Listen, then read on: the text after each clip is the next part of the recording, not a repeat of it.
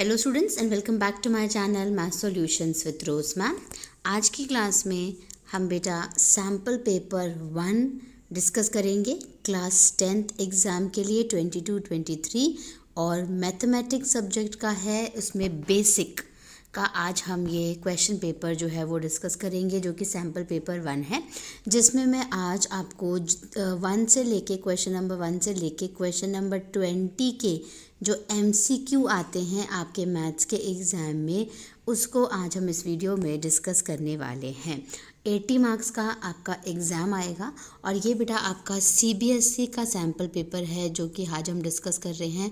सो इसके जो क्वेश्चंस हैं वो बहुत ही इंपॉर्टेंट हैं और आपको इसको अपनी मैथ्स की कॉपी में, क्लास वर्क कॉपी में इसको आपको नोट डाउन करना है और बहुत अच्छे से हर एक क्वेश्चन को आपको डिटेल में मैं समझाऊंगी, आपको समझना है। और नहीं समझ आता है तो आप मुझसे कमेंट करके भी पूछ सकते हैं। सो स्टूडेंट्स, जिन बच्चों ने चैनल को सब्सक्राइब नहीं किया है वो सभी चैनल को सब्सक्राइब कर दीजिए और बेल आइकन को प्रेस कर दीजिए। ये तो इंस्ट्रक्शंस हैं, I am not going to read this instructions, तो जनरल इंस्ट्रक्शंस है, आप हमेशा ही इसको देखते हैं। तो सबसे पहले हम आज इस वर्कशीट वीडियो में सेक्शन ए शुरू करेंगे और सेक्शन ए जो है इसमें क्वेश्चन है consist of 20 questions of 1 marks each. Question number 1 है if alpha and beta are the zeroes of the polynomial 2x² - 3x + 6 then alpha plus beta is equal to, यानी अगर ये पॉलिनोमियल के zeros हैं तो अल्फ़ा प्लस बीटा निकालना है, यानी सम ऑफ प्रोडक्ट्स निकालना है। तो सम ऑफ प्रोडक्ट्स क्या होता है? -b/a होता है। तो चलिए इस क्वेश्चन को सॉल्व करते हैं। क्वेश्चन नंबर 1 को पहले यहाँ पे स्पेस है तो मैं यहीं पे इसको सॉल्व करके बता देती हूँ। देखिए आपके पास इक्वेशन ये है जिसमें a जो है वो हो जाएगा आपका 2, b जो है वो -13 हो जाएगा और जो c है वो आपका 6 हो जाएगा। अब अल्फ़ा प्लस बीटा की अगर हम बात करें, अल्फ़ा प्लस बीटा की, वो -b/a होता है क्योंकि सम ऑफ प्रोडक्ट -b/में होता है। तो -b की जगह 13 आ जाएगा और a की जगह आ जाएगा 2। तो क्या 13/2 किसी ऑप्शन में है? यस। कौन से ऑप्शन में है? C ऑप्शन में है। दैट मीन्स जो आपका C पार्ट है इसमें ये करेक्ट है। तो फर्स्ट क्वेश्चन डन। अब हम सेकेंड क्वेश्चन करते हैं। The point on the x axis which is equidistant from the points a and b।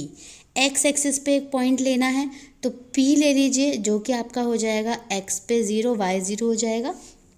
a आपके पास है, b आपके पास है।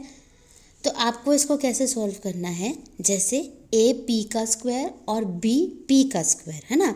इक्विडिस्टेंट वाले को तो हम ऐसे ही सॉल्व करते हैं, a p² b p²। फिर a है आपके पास ये, तो आपने डिस्टेंस निकालना है बेसिकली। तो आपका क्या हो जाएगा? a और p की अगर हम बात करें तो ठीक है। तो पहले a वाले पॉइंट को लिख लीजिए 2 और 3, p वाले पॉइंट को लिख लीजिए x और 0, फिर b वाले पॉइंट को लिख लीजिए 5 और 4 और p वाले पॉइंट को लिख लीजिए x और 0। अब माइनस करिए इसमें से इसको, तो ये हो जाएगा आपका x + 2 का होल स्क्वायर प्लस 0 - 3 का स्क्वायर इज इक्वल टू, ये हो जाएगा, इसमें से इसको करोगे तो x - 5 का स्क्वायर प्लस 0 - 4 का स्क्वायर। ठीक है, सॉल्व करेंगे। इसमें फॉर्मूला खोलिए, a + b का whole square a² + b² + 2ab यानी 4x प्लस 3 का स्क्वायर करेंगे 9 आ जाएगा। इसमें माइनस वाला फॉर्मूला लगाइए, a² + b² - 2ab तो -10x प्लस 4 का स्क्वायर करोगे कितना आ जाएगा? 16 आ जाएगा। x² से x² कैंसिल हो गया बेटा। अब बचा क्या? 4x है, ठीक है। ये 4x और ये जो -10x है, 10x इस तरफ आएगा तो ये 14x हो जाएगा इज इक्वल टू, ये 16 है और 25, 16 और 25 को प्लस कर दीजिए, कितना हो गया? 41 हो गया। और ये है 9 और 4 13, तो 41 में से 13 आप माइनस करेंगे तो कितना आ जाएगा? 28 आ जाएगा। तो 28 आ जाएगा यहाँ पे। ठीक है, अब मैं इसको डिलीट करके इसको आगे सॉल्व करती हूँ। सो हमने छोड़ा था 14x = 28, तो x = क्या हो गया? 28/14, वैल्यू क्या आ गई? 2। तो हमने पॉइंट क्या लिया था, x पे 0 लिया था, दैट मीन्स 2 पे 0। तो कौन सा वाला ऑप्शन करेक्ट हुआ, बी वाला ऑप्शन करेक्ट हो गया, 2 पे 0। नेक्स्ट क्वेश्चन चलते हैं, question number 3। The value of k for which the system of linear equations x plus 2y is equal to 3, 5x plus ky is equal to plus 7 is equal to 0 is consistent, inconsistent। जब inconsistent होता है बेटे तो एक जो condition है वो होती है a1 a2 is equal to b1 b2 is not equal to c1 c2। तो इन दोनों इक्वेशन में हम a1 a2 और b1 b2 रख लेते हैं, तो 1/5 हो जाएगा और 2/में k हो जाएगा। सॉल्व कर लीजिए, k की वैल्यू यहाँ से 5 2 10, यानी k की वैल्यू कितनी आ गई, 10 आ गई। तो ऑप्शन डी जो है वो आपका करेक्ट आ गया। नेक्स्ट क्वेश्चन पे चलते हैं, क्वेश्चन नंबर 4 देखो। The roots of the quadratic equation ये दे रखा है आपको 0, तो आपको फॉर्म निकालना है, सॉल्व करना है। तो देखिए किस तरीके से सॉल्व करेंगे, x² minus 0.04 is equal to 0 रखिए, तो x² की वैल्यू क्या हो जाएगी 0.04 प्लस का, और x की वैल्यू क्या हो जाएगी अंडर रूट 0.04, और 0.04 किसका अंडर रूट होता है 0.2 का प्लस या माइनस। तो यानी ऑप्शन जो ए है बेटा ये आपका करेक्ट है, प्लस माइनस 0.2। ठीक है, नेक्स्ट क्वेश्चन पे चलते हैं, क्वेश्चन नंबर 5 देखो। A tree cast a shadow 15 metre long on the level of the ground when the angle of elevation of the sun is 45 degree, the height of a tree is. यानी बेटा पहले तो एक tree बनाइए, tree की जो shadow है वो नीचे की तरफ दिखेगी, वो आपको बोल रखा है 15 मीटर लॉन्ग है। ये ए दे दीजिए, बी दे दीजिए, सी दे दीजिए, और यहाँ से एंगल ऑफ एलिवेशन जो है सन का वो बन रहा है 45 डिग्री। तो आपको क्या करना है, हाइट ऑफ द ट्री निकालना है, यानी बी सी निकालना है। तो बेटा ट्राइंगल ए बी और सी लोगे जब आप, तो आपका tan 45 जो है वो क्या हो जाएगा, बी सी अपॉन में ए बी हो जाएगा। तो tan 45 हो गया 1, बी सी नहीं पता आपको, ए बी पता है आपको 15, यानी बी सी भी कितना हो गया आपका 15 हो गया। तो ऑप्शन डी जो है वो आपका करेक्ट। नेक्स्ट चलते हैं क्वेश्चन नंबर 6 पे। ये आपका सैम्पल पेपर 1 ही चल रहा है बेटा, पेज नंबर 2 है। सो क्वेश्चन नंबर 6 पे आते हैं। क्वेश्चन नंबर 6 है आपका, a sector is cut from a circular sheet of a radius दे रखी है ये, the angle of sector being 240 degree angle दिया हुआ है। If another circle of the area same as the sector is form then the radius of the new circle की radius निकालनी है। तो बेटा देखिए पहले तो एरिया ऑफ सेक्टर निकालेंगे। एरिया ऑफ सेक्टर की वैल्यू जो फॉर्मूला है वो क्या होता है, थीटा अपॉन में 360 इंटू में पाई आर स्क्वायर होता है। तो थीटा की जगह 240 रख लेते हैं, 360 की जगह 360, पाई की जगह 22/7 रख लेते हैं, और आर जो है वो आपको 100 दे रखी है। अब आप इसको पूरे को सॉल्व करेंगे ना, तो आपका जो आंसर आएगा वो आएगा 20933 सेंटीमीटर स्क्वायर। लेकिन आपको रेडियस निकालनी है, नए ये तो एरिया निकला है ना, आपको रेडियस निकालनी है। तो ये एरिया जो निकला है आपका 20933, इसको आप एरिया के सर्कल के एरिया के इक्वल टू रख दीजिए। अब 20933 is equal to 22/7 R square, 20933 into 7 upon में 22 is equal to R square. और आर की जो वैल्यू है, क्योंकि अंडर रूट में आ जाएगी, ये सारा का सारा अंडर रूट में आ जाएगा, यानी इस तरीके से आएगा ये 20933 इंटू 7 अपॉन में 22 इज इक्वल टू आर। तो आर की वैल्यू जो है वो सॉल्व करोगे तो 81.6 सेंटीमीटर निकलेगी। ठीक है, तो देखिए 81.6 या 81.5 जो है वो ऑप्शन बी आपका करेक्ट हो जाएगा बेटा, यहाँ पे ऑप्शन बी करेक्ट है। अब आते हैं क्वेश्चन नंबर 7 पे। The quadratic equation 2x² minus under root 5x plus 1 is equal to 0। आपको बताना है इसके कितने रियल रूट्स हैं, क्या है इन चारों में से।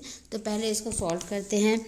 तो b² माइनस 4ac से इसको आप सॉल्व करोगे, तो b की जगह आप अंडर रूट 5 का स्क्वायर करोगे, -4, ए की जगह 2 रखोगे और सी की जगह 1।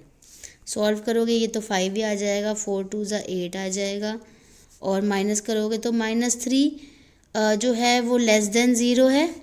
ठीक है, तो ये हो जाएंगे इसके नो रियल रूट्स। जब नो रियल रूट्स होते हैं तभी ये जो है जो डी है आपका, जो हम यहाँ पे डी निकाल रहे हैं यहाँ पे, ये जो है आपका छोटा आता है। ठीक है, तो इसका सी ऑप्शन जो है वो करेक्ट है, no real roots. Question number 8 देखते हैं। क्वेश्चन नंबर 8 था, if the common difference of an A P is 5, ये डी दिया हुआ है आपको 5, और ये निकालना है आपको A18 माइनस A13। A18 जो है वो A+17D होता है, माइनस A13 A+12D होता है ना। तो A+17D minus A minus 12D, ए से ए कैंसिल हो गया, 17 में से 12 गए, कितना बचा 5D, और डी की वैल्यू आपको दे रखी है 5, तो सॉल्व कर दीजिए, 5 5 ज़ा 25, यानी सी ऑप्शन जो है वो आपका करेक्ट है। अब आते हैं हम क्वेश्चन नंबर 9 पे। Question number 9, triangle ABC is an equilateral triangle with each side of length 2p, यानी एक आपका इक्विलेटरल ट्राइंगल है बेटा जिसके तीनों साइड्स इक्वल हैं, ये भी 2p है, ये भी 2p है, ये भी 2p है। AD परपेंडिकुलर टू BC बना दिया इसने, तो ये A हो गया, ये D हो गया, ये B हो गया, ये C हो गया। Then the value of AD is, AD की वैल्यू निकालनी है, पाइथागोरस थ्योरम से निकालेंगे।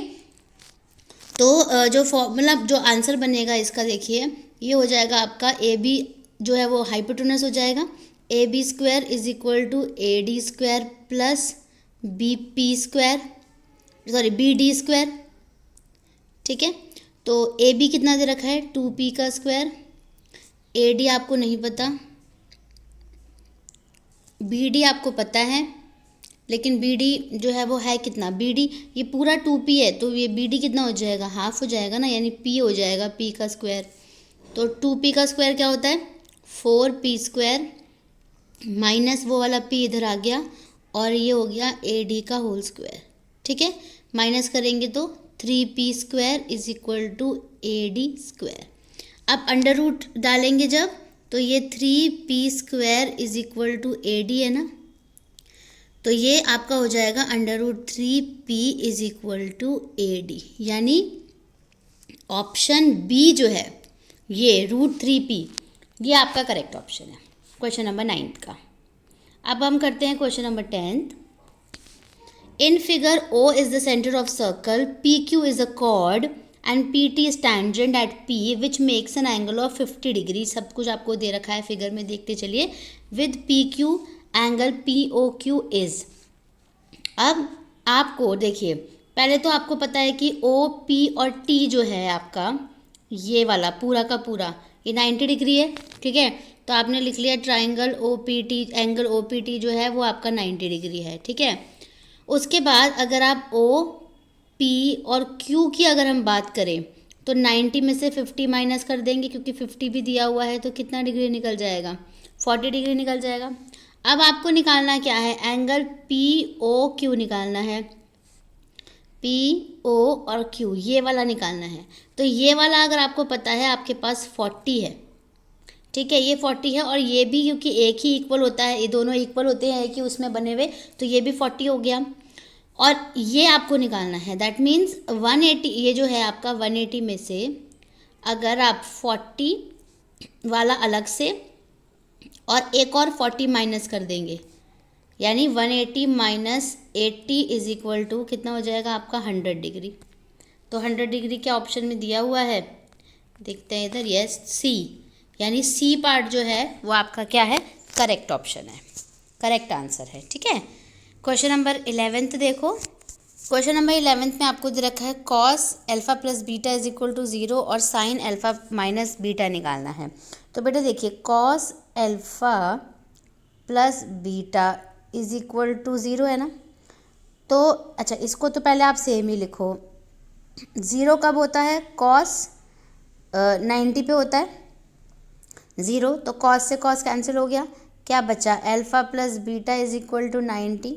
और अगर हम यहाँ से अल्फ़ा की वैल्यू निकाल दें तो ये क्या हो जाएगा, 90 माइनस बीटा हो जाएगा।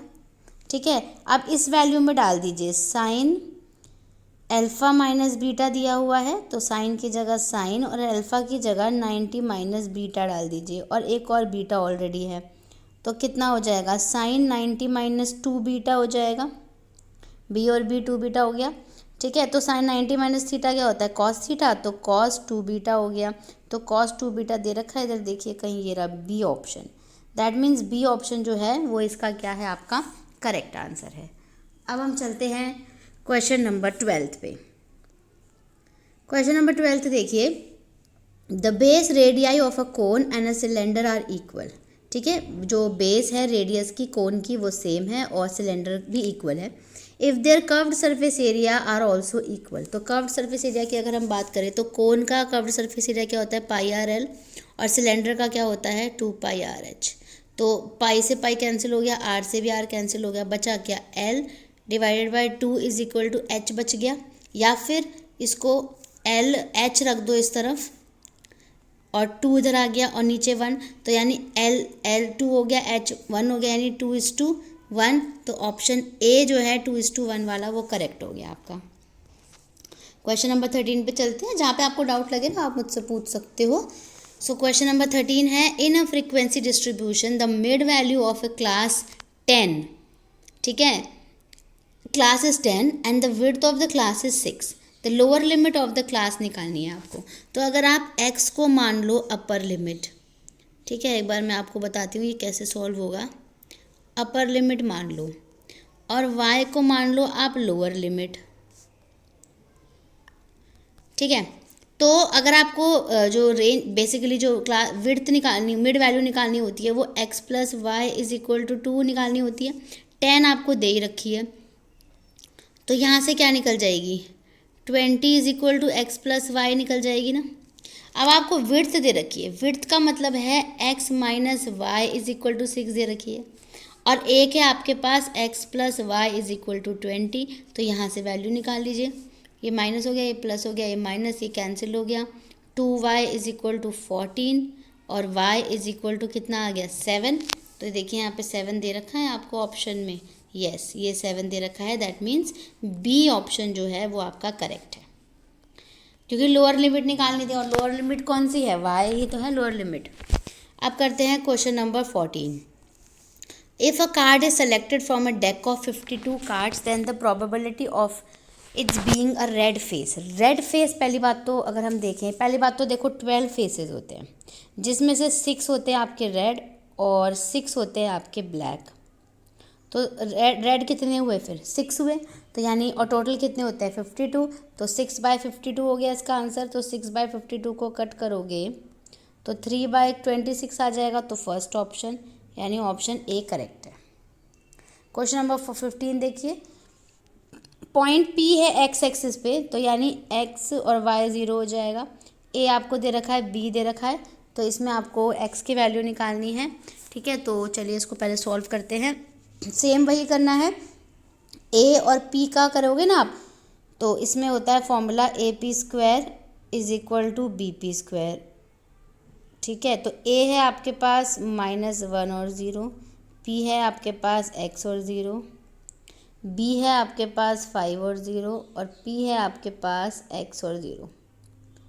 अब सॉल्व करोगे इसको तो x प्लस 1 का होल स्क्वायर आ जाएगा, 0 की तो कोई वैल्यू नहीं होती, उसको छोड़ दीजिए, और x माइनस 5 का होल स्क्वायर आ जाएगा, इसमें भी 0 की कोई वैल्यू नहीं होती। फॉर्मूला खोलिए, x² प्लस 1 प्लस 2x हो गया, और ये हो गया x² प्लस 25 माइनस 10x, इससे ये कट गया, 2x है और 10x मिल करके 12x हो जाएंगे, और 25 में से 1 माइनस कर देंगे तो 24 आ जाएगा। तो 12x इज इक्वल टू 24 और x is equal to 24 upon में 12 कट करोगे तो 2 वैल्यू आ जाएगी, यानी पॉइंट बन गया 2 पे 0। First option is the correct answer. Question number 16 करते हैं अब हम। If one zeros of the polynomial आपको दिया हुआ है, ये is the reciprocal of the other than the value of k निकालनी है। एक आप जो ज़ीरो है वो ये मान लीजिए कि आपका अल्फ़ा हो गया, ठीक है, एक ज़ीरो, और दूसरा अल्फ़ा इसका रेसिप्रोकल है तो 1/अल्फ़ा हो गया। जब हम दोनों का प्रोडक्ट निकाल रहे हैं और प्रोडक्ट निकालेंगे तो कितना आता है प्रोडक्ट, C/A आता है। तो ये अल्फ़ा से अल्फ़ा कट गया, 1 बचा, और C की वैल्यू क्या है, K, और A की वैल्यू क्या है, 3। तो K की वैल्यू कितनी आ गई, 3 आ गई। ये रहा, फर्स्ट ऑप्शन इज़ करेक्ट। अब नेक्स्ट करते हैं क्वेश्चन नंबर 17। अब करते हैं बेटा क्वेश्चन नंबर 17। 17 में आपको दे रखा है एक ये, इफ़ 3x + 4y रेशो और x + 2y 9:4, और यहाँ पे भी ये दोनों जो है वेरिएबल जो है ये दे रखे 3x + 5y ratio 3x - y, ठीक है। तो दोनों को इक्वल रखना है बेसिकली, ठीक है। तो सबसे पहले तो हम इसको इक्वल रखते हैं, एक बार देखिए, 3x + 4y अपॉन में x + 2y हो गया इज इक्वल टू 9/4 हो गया। इसको पहले सॉल्व करते हैं यहाँ से, इसको देखते हैं क्या होता है, क्रॉस मल्टीप्लाई करते हैं तो ये हो जाएगा आपका 12x + 16y is equal to 9x + 18y, ठीक है। तो अब ये और ये माइनस करेंगे 3x आ जाएगा, और इसमें से माइनस करेंगे तो 2y आ जाएगा। यानी अगर आपको x की वैल्यू चाहिए तो वो आपकी 2/3y आ जाएगी। अब x की वैल्यू आइए ना इस वाले में डालनी है, तो x की वैल्यू 2/3y है। पहले ये लिखते हैं हम, 3x + 5y अपॉन में 3x - y, है ना। तो x की जगह क्या रखना था, अभी वैल्यू निकाली थी 2/3y + 5y अपॉन में 2/3y - y, है ना। 3 से 3 कैंसिल हो गया, ये वाला 3 भी, 5 और 2 कितना हो गया, 7y हो गया, और 2 में से 1 गया, 1y आ गया, है ना। तो y और y की वैल्यू कट गई, तो 7:1 जो है ये आपका C ऑप्शन जो है वो करेक्ट है बेटा। इसके बाद करते हैं question number 18। The distance between the points A cos θ + B sin θ, 0 and 0, A sin θ - B cos θ is, distance निकालना है बेसिकली, और कुछ उतना करना नहीं है इसके अंदर। तो देखिए डिस्टेंस जो है वो किस तरीके से इसमें निकलेगा, इसको मैं थोड़ा सा आपको वाइट बोर्ड पे करके समझाती हूँ, क्योंकि यहाँ पे थोड़ा सा ये लिखा हुआ है ना, ये सब तो इतना ज़्यादा क्लियर नहीं हो पाएगा। तो चलिए इसको वाइट बोर्ड पे सीखते हैं हम। तो चलिए बेटा देखिए, पहले तो पॉइंट लिख लेते हैं ना, 18th क्वेश्चन हम कर रहे हैं तो पॉइंट हम लिख लेते हैं, A cos θ + B sin θ, 0 है, और दूसरा जो है वो 0, A sin θ - B cos θ है, ठीक है। अब डिस्टेंस अगर हम इसका निकालेंगे तो इसमें 0 में से पहले इसको माइनस करेंगे, तो 0 - A cos θ, और ये माइनस ही हो जाएगा, तो -B sin θ का स्क्वायर हो जाएगा, प्लस फिर इसमें से इसको 0 करेंगे तो A sin θ - B cos θ - 0 का स्क्वायर।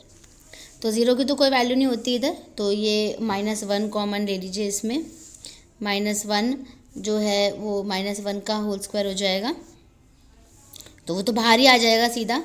तो -1 का अंदर जो है पहले आप स्क्वायर करेंगे, और उसके बाद ये आपका बचेगा A cos θ + B sin θ whole square, plus ये बचेगा A sin θ - B cos θ whole square, ठीक है। इसके बाद आगे होगा ये, अब फॉर्मूला खोलेंगे तो 1 को तो बाहर ही निकाल दीजिए, वो तो बाहर ही निकल गया। फॉर्मूला खोलिए, A + B का होल स्क्वायर, तो A² cos² θ plus B² sin² θ plus 2AB है ना, तो 2AB cos θ sin θ, ठीक है। उसके बाद आगे जो दे रखा है वो A² sin² θ, उसमें भी सेम फॉर्मूला लगाएंगे, A - B का whole square plus B² cos² θ minus 2AB cos θ sin θ।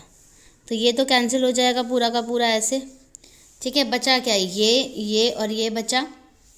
अब इसमें से cos² और sin² वाला A² निकाल लीजिए इसमें से, तो यहाँ बचेगा cos² θ प्लस sin² θ, बी निकाल लोगे, अगर आप बी स्क्वायर निकाल लोगे तो यहाँ पे भी cos square theta plus sine square theta बचेगा। तो कॉस स्क्वायर थीटा और साइन स्क्वायर थीटा क्या होता है, 1 होता है। तो बचा क्या एंड में, ए स्क्वायर प्लस बी स्क्वायर बचा।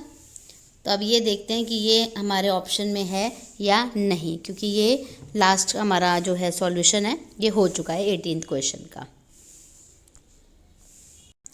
सो बेटा हमने जो निकाला अंडर रूट ए स्क्वायर प्लस बी स्क्वायर निकाला था, तो देखिए यहाँ पे ये अवेलेबल है हमारे पास एज ऑन ऑप्शन सी। तो C is the correct option. ऐसे ही असर्शन और रीज़न वाले क्वेश्चन है। असर्शन दिया हुआ है sum of first 10 terms of arithmetic progression दे रखी है, एंड रीज़न दिया हुआ है sum of n terms of an AP is given. ये फॉर्मूला दिया हुआ है सम का, where a is the first term and d is common difference. तो आपको इन चारों में से बताना है। तो इन चारों में से जो ऑप्शन डी है बेटा वो करेक्ट है। क्यों करेक्ट है, क्योंकि इसमें बेसिकली आंसर निकल जाएगा कि असर्शन जो है वो फॉल्स है बट रीज़न जो है वो ट्रू है। निकालना कैसे है, देखो इसको आपको एस एन निकालना है ना, formula S N N upon 2 a plus n minus 1 d से निकालना है ना। n की जगह 10 रख दीजिए क्योंकि 10 टर्म्स का निकालना है। तो 10 अपॉन 2 a की जगह 0.5 आ जाएगा माइनस का, फिर प्लस 9 और d की जगह आ जाएगा 0.5 आ जाएगा, वो भी हम माइनस करेंगे तो माइनस का 0.5। तो ये कट हो गया, 5 आ गया, ये आ गया -1 माइनस 4.5 और 5 मल्टीप्लाई माइनस 5.5। तो आप इसको मल्टीप्लाई करोगे तो आपका आ जाएगा 27.5 आ जाएगा। ठीक है, तो ये हो गया आपका ऑप्शन डी करेक्ट है। और 20th का, when a positive integer a is divided by 3 the value of remainder can be 0, 1 and 2। And reason दिया हुआ है according to the Euclid's division lemma a is equal to B Q plus R, where q is less than r is less than b and r is an integer. तो इसका A option जो है वो both assertion A and reason are true and reason is the correct explanation of assertion. So students, ये हमने 20 questions बेटा आज हमने इस वीडियो में डिस्कस करे हैं। आपको इनको अच्छे से प्रैक्टिस करनी है क्योंकि आपके एग्जाम में आ सकते हैं। Thank you students for watching this video. जिन्होंने चैनल सब्सक्राइब नहीं किया प्लीज़ चैनल सब्सक्राइब कर दीजिए और बेल आइकन को प्रेस कर दीजिए।